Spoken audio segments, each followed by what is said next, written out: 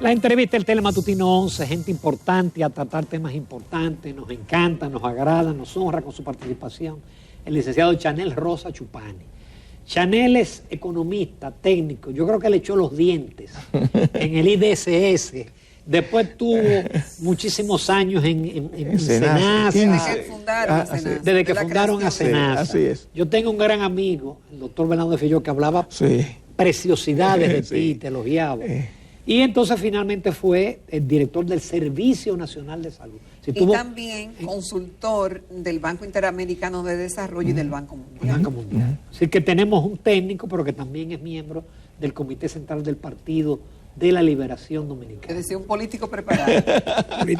Bienvenido, Chanel. Buenos días, para mí un placer como siempre estar con ustedes. Sí, y te elogiamos al inicio porque tú pudiste estar en el puesto hasta este año, hasta ahora, hasta marzo de este año. Tú entendiste que ya había que entregar. Sí, había un momento muy, ustedes recuerdan que fue en plena pandemia y el gobierno necesitaba ejecutar su política sanitaria en ese momento. Pero además yo siempre pienso, o sea, si usted ganó las elecciones, me pensé que en mi caso no era correcto, o sea, entorpecer o tratando de negociar, quedarme ahí con una asesoría, una cuestión, y de hecho me fui. Chanel, hablando de cómo tú crees que anda la salud. Sí.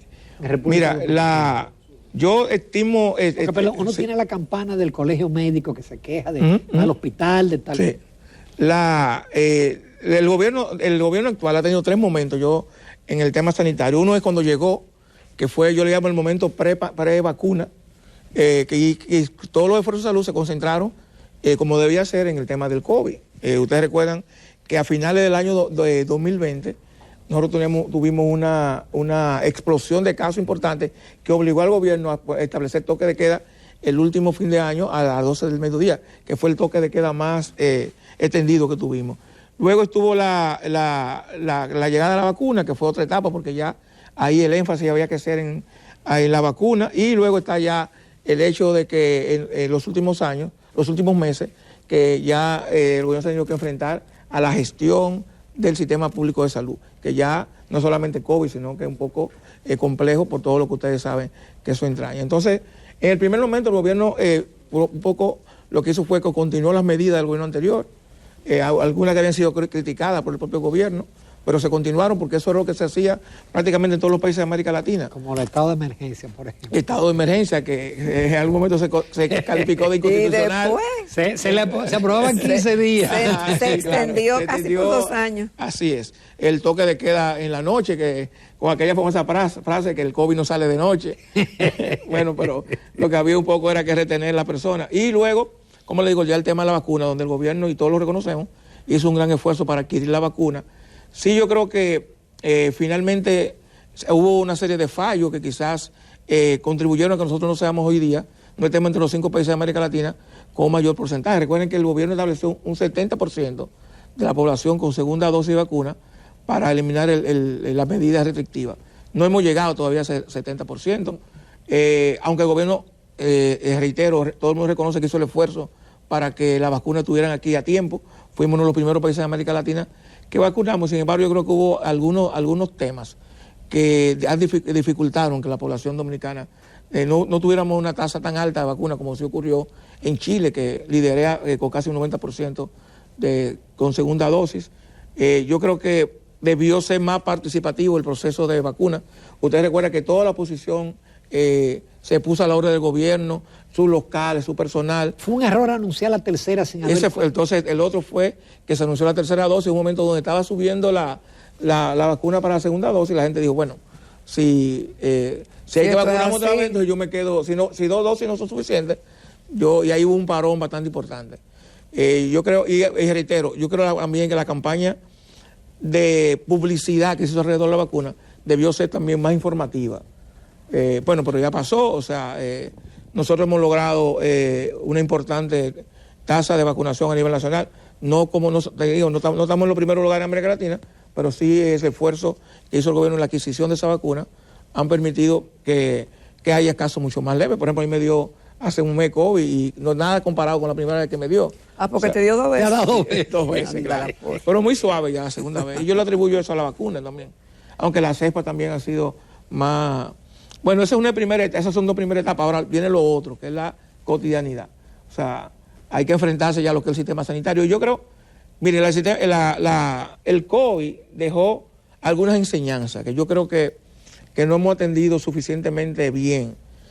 Uno es, una primera enseñanza, es el fortalecimiento del Ministerio de Salud Pública. Usted sabe que con la separación de funciones, que los hospitales se fueron al servicio, el ministerio quedó aparentemente debilitado. Y esa debilidad se expresa en las direcciones provinciales de salud. Durante el COVID nosotros se evidenció que esas direcciones provinciales de salud, que son los entes descentralizados del ministerio, necesitan mucho más recursos, mucho más apoyo. Y yo creo que todavía hay una deuda pendiente de los gobiernos anteriores y del actual gobierno con ese estamento, porque nosotros ponemos mucho el énfasis en los hospitales, siempre, pero hay estamentos del sector salud que son tan o más importantes que los centros de salud. Entonces yo creo que es importante eso. Lo otro es que yo encuentro que ha habido una dilación importante en concluir aquellos centros de salud que se habían comenzado del gobierno anterior, algunos que ya estaban en su etapa final. Me sorprendió otro día escuchar al ministro de Infraestructura hablando del 2023 en adelante para concluir esos centros, cuando les reitero, algunos como Jarabacoa y hay otros centros por ahí que tenían ya en su etapa final. Pero el gobierno también se ha involucrado en reparación de otros centros importantes, que yo creo que eso también contribuye a mejorar la infraestructura. No así la calidad en sentido general, porque la calidad es otro tema. O sea, en salud pasa igual que en educación, que la calidad, nosotros a veces confundimos el confort con la calidad. El confort es parte de la calidad, pero no es todo, no es todo. Entonces, ahí están también retos pendientes. El año pasado tuvimos una mortalidad materna altísima, que hubo 1000 explicaciones, y yo siempre le dije, para el gobierno es tan fácil decir, señores, esto está pasando en muchos países de América Latina, pues como consecuencia del COVID, se concentraba pero claro, se concentró y además las personas no iban a los chequeos rutinarios, etcétera. Este año ya se está evidenciando que estamos volviendo a los niveles prepandémicos en cuanto a mortalidad materna. Entonces, yo creo que esos son los grandes desafíos que tenemos en el sector salud. Chanel, dada la condición primero de economista, de que conoce muy bien lo que pasa en las ARS, por ejemplo en SENASA, y también la experiencia en el Servicio Nacional de Salud y las consultorías con organismos internacionales, pienso que te da una visión que necesitamos en este momento, que es importante con relación a nuestro vecino Haití y los haitianos en la República Dominicana.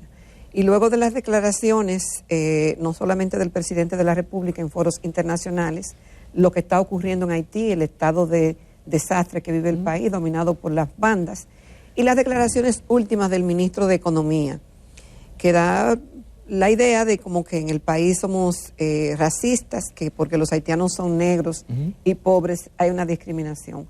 ¿Cuál es tu experiencia en ese tema y con relación a la salud? ¿Se discrimina? Yo voy a hablar, sí, ¿Qué dice la ley que se puede y qué no? Yo voy a hablar con el tema de salud, básicamente. Yo siempre dije cuando estaba en el servicio que el área de salud del gobierno, el sector salud del Estado, no puede hacer las funciones de migración. Yo creo que migración tiene una función específica que hacer, que no la tiene que hacer el sector salud. Sector salud, si una persona te llega a una emergencia, a un hospital, tú tienes que atenderlo. O sea, sin preguntar por papeles ni nada. Sin preguntar por papeles ni nada. Aunque a mí a veces he ido a emergencia de sector privado, me preguntan por mi seguro. Antes eso lo primero. Antes y no la saben tarjeta de un depósito. es un depósito, exacto. Pero el servicio público no puede caer en esa práctica. Entonces yo creo que eso es importante. Ayer, y lo voy a comenzar a leerlo, Funglode publicó un estudio bastante importante sobre el tema de básicamente concentrar las parturientas haitianas en nuestro país, que es invito a leer ese estudio que ayer publicó Funglode.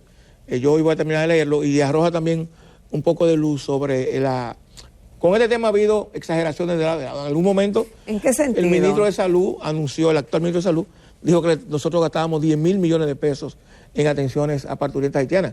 10.000 millones de pesos debe ser el presupuesto de todo el servicio, para todo, o sea, yo calculando con los mismos datos que él ofrecía, los partos salían a 300.000 pesos, eso es imposible. Que un parto fue, porque la gente llega en la mañana y se va en la tarde. ¿Cuánto cuesta un parto? Ahora ese estudio de Funglode estableció en 8.000 pesos los partos naturales y 12.500 los partos necesarios. Si no hay complicaciones. Si no hay complicaciones, exacto, eso lo dice el mismo que estudio. lo hay mucho en el caso. Si no hay complicaciones, eso es el costo. Entonces yo creo que ese es importante. Mira, en algún momento también se ha hablado de hace muchísimos años, que el país pudiera apoyar a Haití en la construcción de hospitales del lado de Haití. Este gobierno lo anunció en su momento, no sé qué ha pasado en ese sentido. ¿Y qué tú piensas como consultor de eso? Que yo creo que esa es una solución importante. Y con el tema haitiano, miren, con la parturienta sobre todo, y las personas que van, hay dos tipos de pacientes, vamos a decir. La primera, la que llegan, que todos sabemos que la traen de Haití directamente, a través de una mafia, o que cruzan porque no encuentran la solución a su problema. Un tour para parir. Exacto, aquí.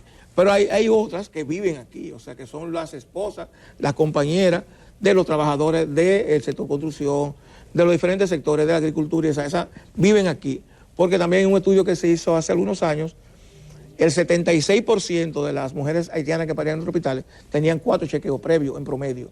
Es decir, que tenían un tiempo. Hay otras, como yo le digo, como le acabo de decir, que vienen directamente en esto que nosotros que se dice que es una mafia, donde hay, y es cierto, o sea, nosotros teníamos, por ejemplo, casos de mujeres que le llaman desde Haití a Bávaro, al hospital de Higüey, a parir. Qué recorrido. O sea, que toda la ciudad, todo el país se lo recorrían. Y llegaban al hospital de Higüey. O sea, que es una problemática importante, que yo creo también que es un tema pendiente, pero que es un tema sobre todo que tiene que ver con las relaciones internacionales de nuestro país, con un tema migratorio, fundamentalmente. Vamos a una pausa comercial, porque todavía con el tema de salud está el eterno subtema de los centros de atención primaria. Así es, la atención primaria. Se habla mucho de sí, eso, pero no hay manera de que arranque. Y otros es. temas vamos a tratar con Chanel Rosa Chupani. No se lo pierdan. Continuamos esta mañana en Telematutino 11 conversando con el licenciado Chanel Rosa Chupani, ex director del Servicio Nacional de Salud, miembro del Comité Central del Partido de la Liberación Dominicana. Chanel, vemos las actividades que últimamente ha estado desarrollando el Colegio Médico Dominicano. Sí. Primero, de las condiciones de los hospitales. Ahora, en el día de hoy, llaman a una marcha en reclamo de que se cumplan un acuerdo con las ARS. Que se visibilice el tema de las ARS, que ellos dicen que es un vulgar estafa y chantaje a los usuarios. Tú dirigiste una ARS sí. y también dentro del Seguro Nacional de Salud ahí viste muchas cosas. ¿Qué nos puedes decir al respecto? Sí. ¿Qué nos está fallando? Y si realmente la ARS aquí están cumpliendo con lo que tienen que cumplir. Sí. Y si tú me permites añadir, si modificar la ley es la panacea. Bueno, son varias cosas. Lo primero es que a veces se le atribuyen, y usted sabe que yo no soy un defensor a ultranza de las ARS, pero a veces se atribuyen cuestiones a la ARS que no son de la propia ARS, sino del sistema.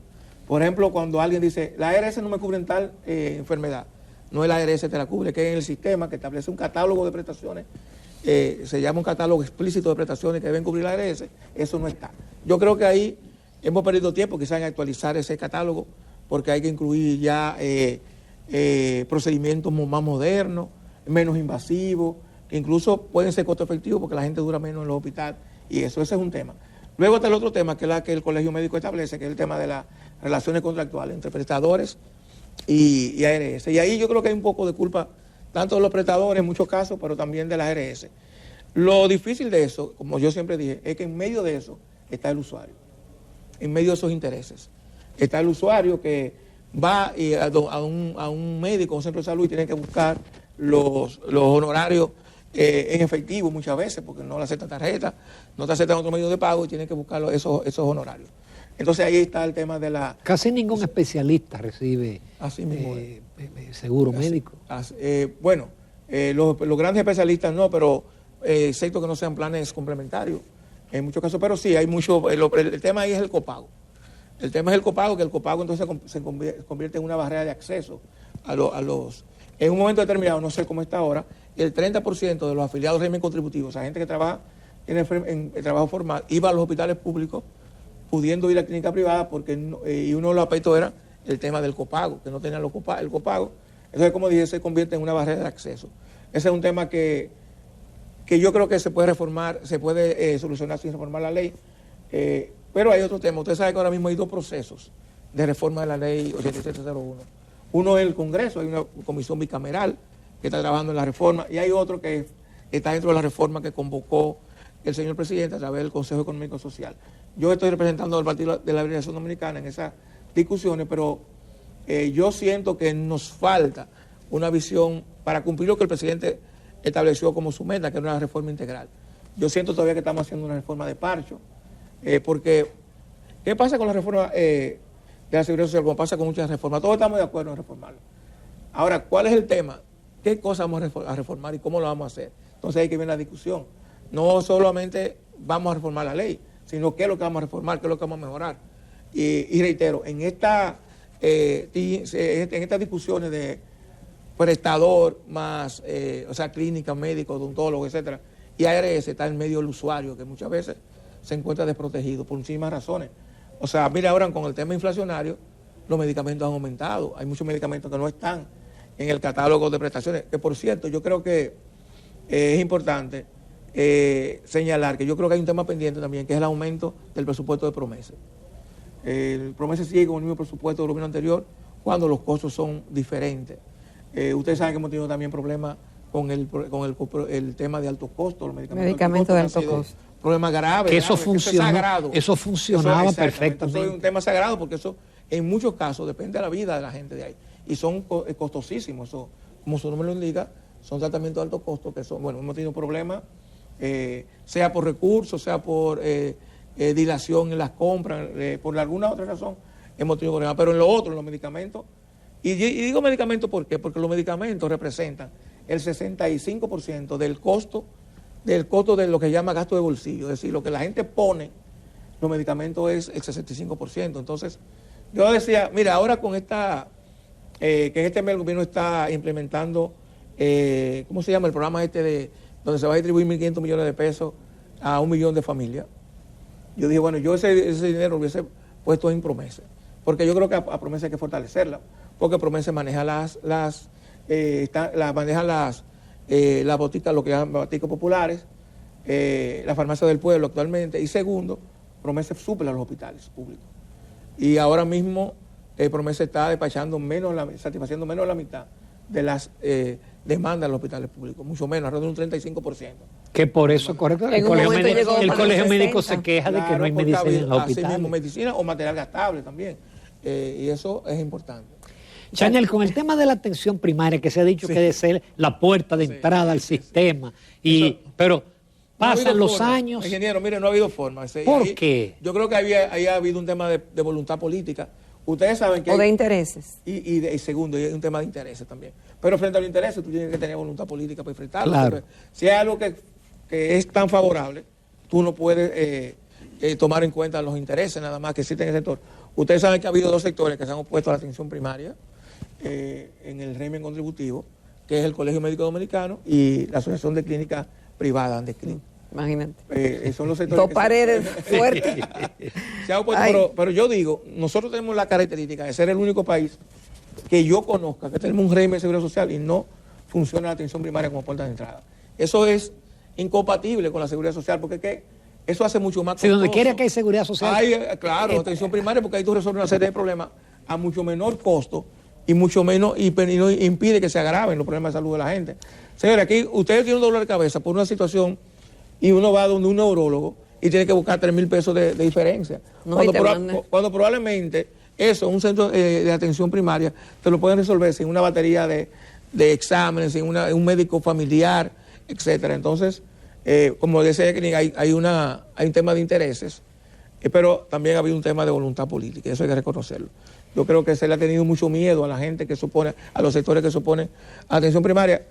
Yo advierto que los segundos, en un periodo gubernamental, los 2 últimos años no son muy propicios para reforma. No son bueno, sí. Las que no se hacen los 2 primeros años, estoy de acuerdo. El presidente Colombia recientemente electo, Gustavo Petro, dijo, yo tengo que hacer la reforma, tengo que hacer el primer año, porque si no la hice en el primer año, es muy duro después, claro. Chanel, en el pasado pocas eran las personas que tenían seguro médico. Sí. Luego de la entrada en vigencia de la ley, tanto los seguros públicos, un 7% tenía seguro en este país. 7%, pero ahora el porcentaje es mucho más alto. Sí. Pero también lo que llaman los expertos siniestralidad ha aumentado considerablemente. La gente va y le hacen de todo, y tengo el dato cercano de que muchas ARS están pasando momentos difíciles por ese alto consumo de los afiliados. porque eso está abierto y si el médico te lo indica, Sí. ya tú sabes. Entonces, ¿cómo funcionaría? Sí. ¿Cuál sería el método perfecto? Bueno, Porque- hay que tener, en este momento, hay que tener en cuenta que hubo 2 años donde la gente prácticamente no fue al médico, a menos que no fuera por un problema vinculado al COVID, enfermedades respiratorias. Entonces, ahora lo que está viendo es una demanda Enorme. que teníamos rezagado de 2 años, donde la gente prácticamente no iba al médico, por muchísimas razones. Entonces, ese es un tema importante. El otro tema tiene que ver con eso que tú señalas, la sinistralidad ha aumentado en las ARS. No lo tenemos, y ojo que esto es importante, nosotros tenemos ahora mismo prácticamente un 100%, 98% de la población que tiene un seguro de salud. Sí. El tema es, ¿qué te cubre el seguro de salud? No, pero le dan con banda. Yo lo que siento, ¿Lo usan? Sí, lo usan mucho, pero yo lo que siento también, que se está abriendo la brecha cada vez más entre tener un carnet versus la necesidad de que yo tengo que, no sé si me explico, o sea, el carnet tiene que servirme a mí para cubrirme, porque la primera medida de seguridad social necesidades, sí. es ver cómo disminuyo los gastos de bolsillo, que es lo que me hace a mí inequitativo el sistema de salud y de seguridad social. Entonces, eso yo tengo que ver. Ese es un tema clave, que cada vez más yo tengo un carnet que me sirve para menos. Sobre todo con estos aumentos de precio que ha habido de los medicamentos, etcétera. Medicamentos, procedimientos, como dije, que no están en el PDSS. Entonces yo creo que ese es un tema que se puede resolver y no necesariamente hay que modificar la ley. Yo creo que es un tema mucho más operativo, pero hay que afectar intereses. Y eso yo creo que es lo que históricamente se le ha... Chanel, se le ha ruido. el problema del sector salud, y la ventaja es que tú no eres médico, y tú demostraste que la salud es un tema de gerencia. Porque aquí se cree que los ingenieros tienen que ser ministros de obras ministro públicas, pública, claro. y los administradores de hospitales tienen que ser médicos, y el ministro de salud tiene que ser médico. El problema es de dinero, es de organización, es de calidad del personal. ¿Qué? Hay de todo. Nosotros tenemos uno de los presupuestos más bajos en salud en América Latina. Eso Ay, es así. padre. De República Dominicana. Aumentó con la pandemia, lógicamente, pero ya está recuperando sus niveles prepandémicos. Pero lo otro es, para que no nos vaya a pasar como en educación, el otro tema es gerencial. Sí, O sea, sí. tú puedes aumentar en el sector salud los recursos y necesariamente eso no impacta a la población. Qué bueno que tú lo dices. Eso es así. O sea, para que impacte a la población se necesita un proceso gerencial en el sistema de salud importante, porque yo siempre decía cuando estaba en el servicio, hay 2 cosas. Primero, la salud es un tema de derecho. O sea, y a veces la gente va al hospital y nosotros, en los hospitales nosotros lo tratamos como si tuviéramos hacerle un favor, como si fuera un tema de beneficencia pública. No, es un derecho. Y Por eso, perdón, tú ibas a los hospitales, te veíamos Sí, en la claro. frontera, te veíamos en el interior, Sí. en la madrugada. Así mismo. Lo que pasa es que eso no es sostenible, Ramón. Yo después salí de ahí. Desbaratado. Sí, yo le decía ayer a un amigo que a veces yo estoy en un lugar y oigo el tono del celular, que yo tenía ese tono cuando estaba en el servicio y yo me impacto. Te O pones sea, yo no nervioso. he podido oír jamás. Sobre todo cuando a la última época de la pandemia, que fue muy duro. Fue muy duro. Entonces, eso tiene que ver con un tema gerencial. Yo creo que los partidos, en sentido general, no han preparado una masa crítica de técnico para gerenciar el sector salud. Y nosotros nos creemos muchas veces que con la condición de ser médico es suficiente. Pero, para dirigir un Chanel, pero hospital. que hay otra cosa Y un también. hospital es una empresa, señores. Exacto. Un hospital es una Sí, empresa social. Es que tampoco los partidos valoran a los técnicos, porque entienden que el técnico hace estudios, pero no baja y hace No campaña. busca votos, no busca consigue votos, votos. no se monta en un camión, no se monta en un camión, entonces Cuando tampoco es llegan al poder valorado. no tienen entonces los Sí, técnicos. los técnicos. O si se encuentran los técnicos, como ha pasado ahora, que prácticamente los técnicos, y mira, muchos de ellos no eran PLDistas. Había técnicos en salud pública que tenían 20 años, más de 20 años ahí, y han salido prácticamente todos. O sea, todos salieron del sistema. Y yo creo que eso se agrava la se situación. agrava la situación, claro. Porque muchas de las cosas pasan por falta de experiencia. Pero ¿qué pasa? Que a esa falta de experiencia tiene un costo financiero, un costo en salud. O sea, el aprendizaje en el Estado tiene un costo importante. Y siempre sea más largo ese aprendizaje, el costo, lógicamente, es mucho mayor. Chanel, solo nos resta agradecerte A ustedes. la atención y lo digo, Chanel era localizable cuando era funcionario. Porque hay funcionarios. Yo invité a 2 funcionarios y uno me respondió, pero hubo otro que...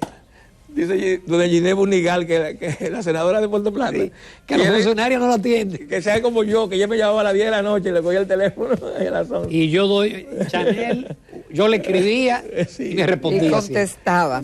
Muchísimas gracias. Gracias. Muchísimas Y siempre las puertas de Telematutino van a estar abiertas para ti. Muchísimas gracias. Nos vamos a comerciales. Retornamos con la recta final del Telematutino 11.